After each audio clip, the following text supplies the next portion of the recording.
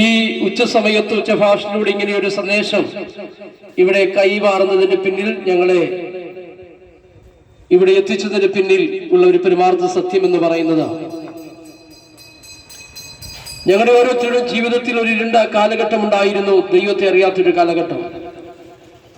സമാധാനമില്ലാതെ രോഗത്തിന്റെ മൂർച്ഛന്യാവസ്ഥയിലും നിരാശയിലും കടഭാരത്തിലുമൊക്കെ ഞങ്ങൾ മുമ്പോട്ട് പോയ സമയത്താണ് യേശുക്രിസ്തുവിന്റെ നിസ്സീമമായ സ്നേഹം ഞങ്ങൾക്ക് മനസ്സിലാക്കുവാൻ ഇടയായിത്തീർന്നത്.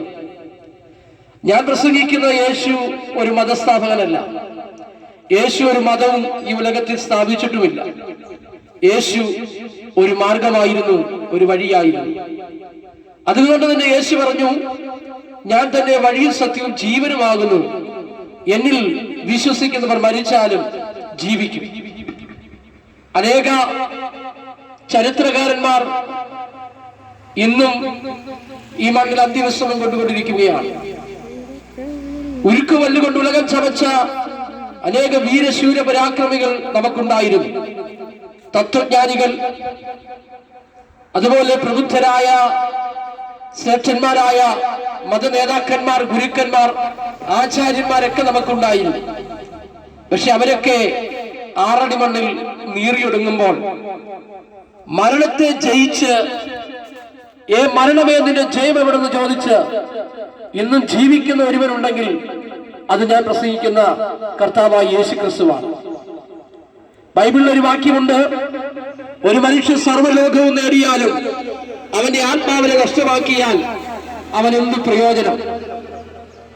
പണമുണ്ടായിരിക്കാം, പ്രശസ്തി ഉണ്ടായിരിക്കാം, നല്ല പാർക്കുവാൻ നല്ല വീടും സഞ്ചരിക്കുവാൻ നല്ല വാഹനവും ആവശ്യത്തിലധികമായ ബാങ്ക് ബാലൻസും ഒക്കെ നമുക്കുണ്ടായിരിക്കാം. എന്നാൽ മനുഷ്യ, നിന്റെ പ്രാണനെ ദൈവം എടുത്താൽ ഇതെല്ലാം ആർക്കായിത്തീരും? വചനം പറയുന്നു, ഏത് മനുഷ്യനും ഉറച്ചു നിന്നാൽ ഒരു ശ്വാസം മാത്രം. ഉലകത്തിൽ ഉദയം ചെയ്ത മനുഷ്യനിൽ നിന്ന് അവന്റെ ആത്മാവ് നഷ്ടപ്പെട്ട് ദൈവത്തിലേക്ക് പോകുമ്പോൾ ആ മനുഷ്യന്റെ പേരാണ് ഡെഡ് ബോഡി, ഭൗതികമായ ശരീരം. അവന്റെ ബുദ്ധി കൊണ്ടും കഴിവ് കൊണ്ടും പ്രാപ്തി കൊണ്ടും തന്റേനം കൊണ്ടും കരവിരുത് കൊണ്ടും അനേക കാര്യങ്ങളൊക്കെ കെട്ടിപ്പടുത്തേക്കാം. പക്ഷേ ഉലകം വിട്ട് കടന്നു പോകുമ്പോൾ മനുഷ്യരൊന്നും കൊണ്ടുപോകുന്നില്ല എന്നുള്ളൊരു തിരിച്ചറിവ് മനുഷ്യരുണ്ടായിരിക്കണം. ആർത്തരമ്പെന്ന് ഇന്ത്യൻ മഹാസമുദ്രത്തെ നോക്കി, നീ ഒരു സാമ്രാജ്യമാണെങ്കിൽ നിന്നെ ഞാൻ വെട്ടിപ്പിടിക്കുമെന്ന് ആക്രോശ സ്വരത്തോടെ ശബ്ദമുയർത്തി പറഞ്ഞ ഒരു മഹാനായ ചക്രവർത്തിയായിരുന്നു അലക്സാണ്ടർ മാക്സിലോണി. അലക്സാണ്ടർ മാക്സിലോണി മരിക്കുന്നതിന് മുമ്പേ, മരണം മുഖാമുഖം കാണുന്ന മുമ്പ് തന്നെ തന്റെ പരിചാരകനെ വിളിച്ച് അവരോട് പറഞ്ഞൊരു കാര്യമുണ്ട്, എന്റെ സുഹൃത്തുക്കളെ, സഹോദരങ്ങളെ, ഞാൻ മരിക്കുവാൻ പോകുന്നു. ചില മിനിറ്റുകൾ കൂടെ കഴിയുമ്പോൾ ഈ ലോകത്ത് നിന്ന് ഞാൻ മാറ്റപ്പെടും. എന്നാൽ നിങ്ങൾ എനിക്ക് വേണ്ടി പണിയപ്പെടുന്ന ശവപ്പെട്ടിക്ക് രണ്ട് സൈഡിലും രണ്ട് ദാരമിടണം. അതിലൂടെ എന്റെ കൈകൾ പുറത്തേക്കിടണം. കാരണം ലോകമെന്ന് കാണട്ടെ. അലക്സാണ്ടർ ഒന്നുമില്ലാത്തവരായി ഭൂമിയിൽ വന്നു. തന്റെ ബുദ്ധി കൊണ്ടും കരവിരുത് കൊണ്ടും സൈന്യത്തിന്റെ ബാഹുല്യങ്ങൾ കൊണ്ടും തന്റെ ശക്തി കൊണ്ടുമൊക്കെ അനേക സാമ്രാജ്യങ്ങളെ പിടിച്ചടക്കി. എന്നാൽ ഈ ഉലകം വിട്ട് കടന്നു പോകുമ്പോൾ ഞാൻ ഒന്നുമില്ലാത്തവരായിട്ടാണ് കടന്നു പോകുന്നതെന്ന് ലോകം ഒന്ന് കാണട്ടെ. എന്നെ കേൾക്കുന്ന പ്രിയ സ്നേഹിത, ഇതാണ് മനുഷ്യന്റെ ഗതി. മനുഷ്യൻ ഈ ഉലകത്തിൽ ഉദയം ചെയ്ത നാൾ മുതൽ ദൈവം അവനെ വെച്ചിരിക്കുന്ന ആയുസ് വരെ അവൻ ഈ ഭൂമിയിൽ ജീവിക്കും. എന്നാൽ ഞങ്ങൾക്ക് ഈ ശബ്ദപരിധിയിൽ സന്ദേശം കേൾക്കുന്ന നിങ്ങളോട് വിളിച്ചു പറയുവാൻ ഒരു കാര്യമുണ്ട്.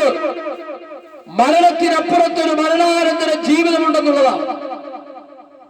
അടുത്ത ജന്മത്തിൽ മറ്റെന്തെങ്കിലും മൃഗമായിട്ടോ പക്ഷിയായിട്ടോ ഇഴജന്തുക്കളായിട്ടോ പുനർജന്മം എടുക്കുമെന്നുള്ള കാര്യമല്ല പറയാൻ പോകുന്നത്. മറിച്ച് മനുഷ്യൻ മരിച്ചാൽ മരണത്തിനപ്പുറത്തൊരു മരണാനന്തര ജീവിതം ദൈവം മനുഷ്യർക്ക് വേണ്ടി വെച്ചിരിക്കുന്നുവെന്ന് ദൈവത്തിന്റെ വചനം പറയുന്നു. ഈ ലോകത്തിലെ ജീവിതം എന്ന് പറയുന്നത് ക്ഷണഭംഗുരമാണ്, അല്പനേരത്തേക്കേ ഉള്ളൂ. ബൈബിൾ പറയുന്നു, ഏറിയാൽ 80, അതിനപ്പുറത്ത് കഷ്ടവും വേദനയൊക്കെയാണ്. 100, 120, 130 വയസ്സ് വരെ ജീവിച്ചിരുന്ന ആളുകളൊക്കെ ലോകത്തുണ്ടായിരിക്കാം. എന്നാൽ ഇന്ന് ആയുസ് കുറഞ്ഞു. 40-നും 30-നും ഇടയ്ക്കുള്ള ആളുകളൊക്കെ പെട്ടെന്ന് മരിച്ചുകൊണ്ടിരിക്കുന്ന മരണപരമ്പരകൾ നിലനിൽക്കുന്ന ഒരു പ്രത്യേക ഒരു അനുഭവത്തിന് നടുവിലൂടെയാണ് നാം കടന്നു പോകുന്നത്. പണ്ട് കാളവണ്ടി പറഞ്ഞ് കാളവണ്ടി യുഗത്തിൽ 50 പേർ മരിച്ചുവെന്നൊരു വാർത്തയുണ്ടായിട്ടില്ല. പക്ഷേ കമ്പ്യൂട്ടർ യുഗത്തിൽ കൂട്ടമരണങ്ങൾ ഈ ലോകത്തിന്റെ പ്രത്യേകതയായി മാറി. അപകട മരണങ്ങൾ പെരുകി തുടങ്ങി. ഇന്ന് 17-നും 18-നും വയസ്സ് പ്രായമുള്ള യൗവനക്കാരായ ചെറുപ്പക്കാർ പെട്ടെന്ന് ലോകത്തു നിന്ന് മാറ്റപ്പെടുന്നു. ഒന്ന്, ആക്സിഡന്റിലൂടെ അവർ മരണപ്പെടുന്നു. മദ്യവും മയക്കുമരുന്നും ലഹരി പദാർത്ഥങ്ങൾ ഉപയോഗിക്കുന്ന നിമിത്തം അവർ ഈ ലോകത്തു നിന്ന് മാറ്റപ്പെട്ടുകൊണ്ടിരിക്കുക. ഇന്ന് നമ്മുടെ വിരൽത്തുമ്പുകളിൽ ഇരിക്കുന്ന സോഷ്യൽ മീഡിയ, മൊബൈലിലൂടെയൊക്കെ നമ്മുടെ കണ്ണുകൾ ഓടിക്കുമ്പോൾ നമ്മുടെ മനസ്സിനെ വളരെ ഈർന്നണിയിപ്പിക്കുന്ന, വേദനിപ്പിക്കുന്ന, നൊമ്പരിപ്പിക്കുന്ന വാർത്തകളുടെ പരമ്പരകൾ നാം കേട്ടുകൊണ്ടിരിക്കുകയാണ്. ബാംഗ്ലൂരിലെ നേഴ്സിംഗ് പഠിക്കാൻ വിട്ട നേഴ്സിംഗ് വിദ്യാർത്ഥി പോലീസ് അറസ്റ്റ് ചെയ്തിരിക്കുന്നു. പത്രത്താളുകൾ വന്ന വാർത്ത, ദുഃഖകരമായ വാർത്ത. പോലീസ് അറസ്റ്റ് ചെയ്തതിന്റെ പിന്നിലെ രഹസ്യം പരിശോധിക്കുമ്പോൾ നേഴ്സിംഗ് വിദ്യാർത്ഥിയുടെ കയ്യിലിരിക്കുന്ന ബാഗിനകത്ത് MDMA എന്ന് പറയുന്ന മാരകമായ മയക്കുമരുന്ന്, ലക്ഷങ്ങളധികം വില വരുന്ന മയക്കുമരുന്ന് ഉപയോഗത്തിനും കച്ചവടത്തിനുമായി ഇന്നത്തെ യുവതലമുറകൾ മാറിക്കൊണ്ടിരിക്കുകയാണ്.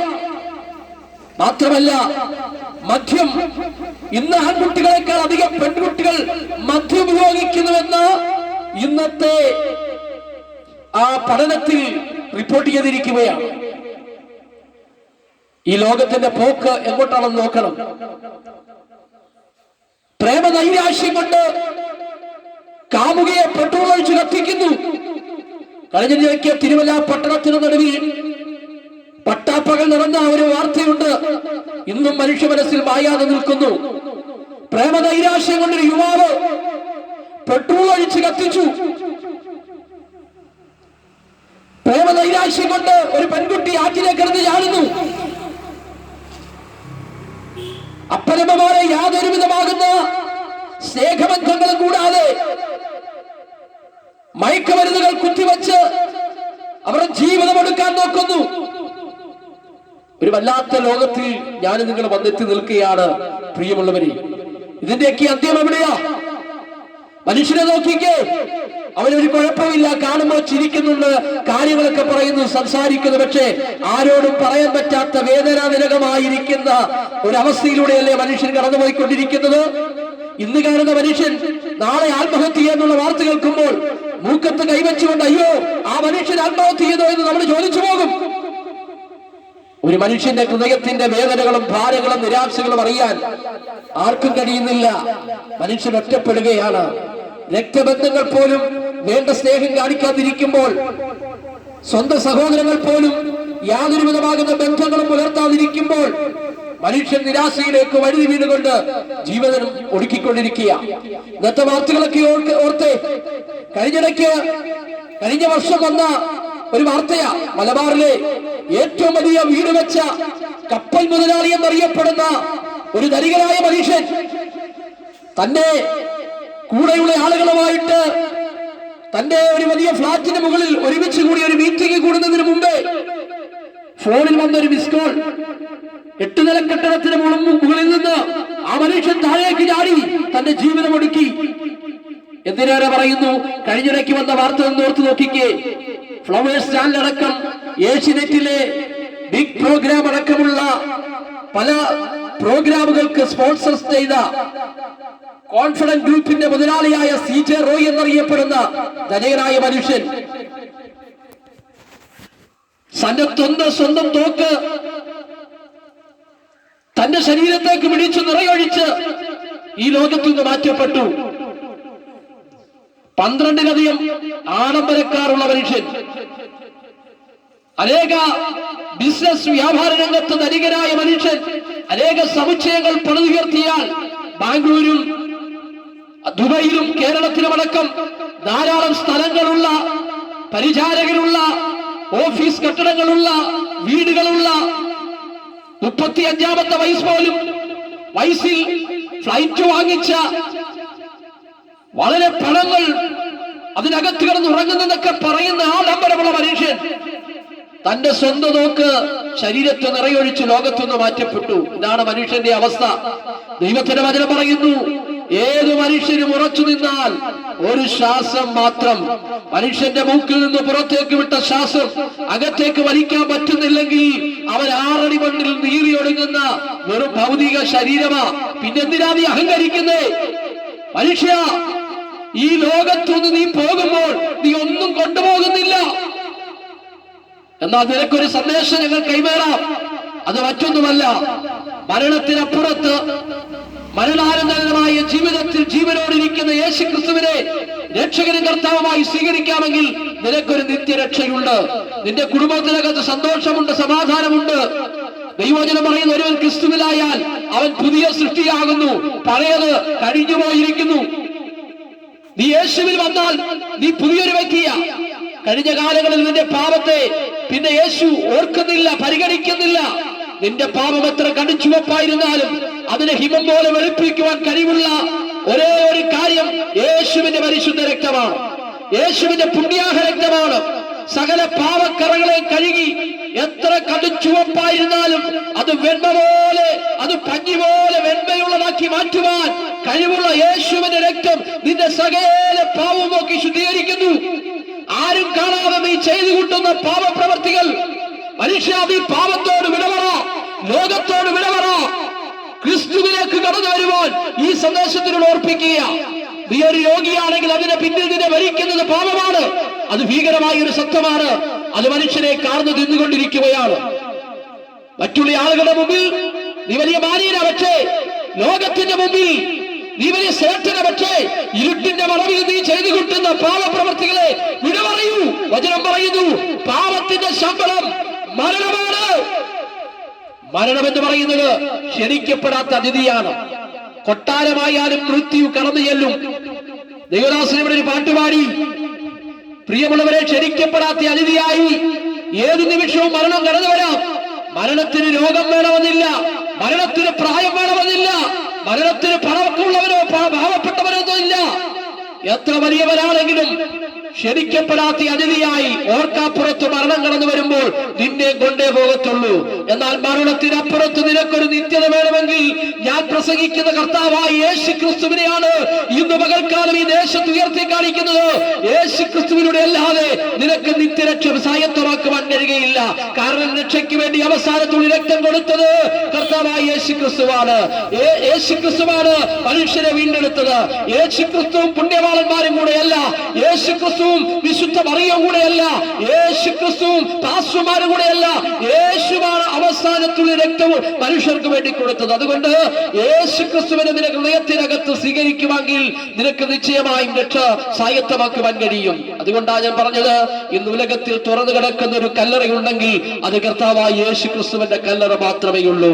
അനേക ശക്തന്മാരായ ആളുകൾ നമുക്കുണ്ടായിരുന്നെങ്കിലും അവരുടെ കല്ലറകൾ അടഞ്ഞു കിടക്കുമ്പോൾ, ചില കല്ലറകൾ സീരിയതിരിക്കുമ്പോൾ, ചില കല്ലറകൾ എന്നേക്കും അതേ ഒരു നല്ല മനോഹരമായ വസ്തുക്കൾ പോലെ ഇങ്ങനെ നിൽക്കുമ്പോൾ, പ്രിയമുള്ളവരെ, പാലസ്തീന്റെ മണ്ണിൽ തുറന്നു കിടക്കുന്ന ഒരു കല്ലറയുണ്ട്.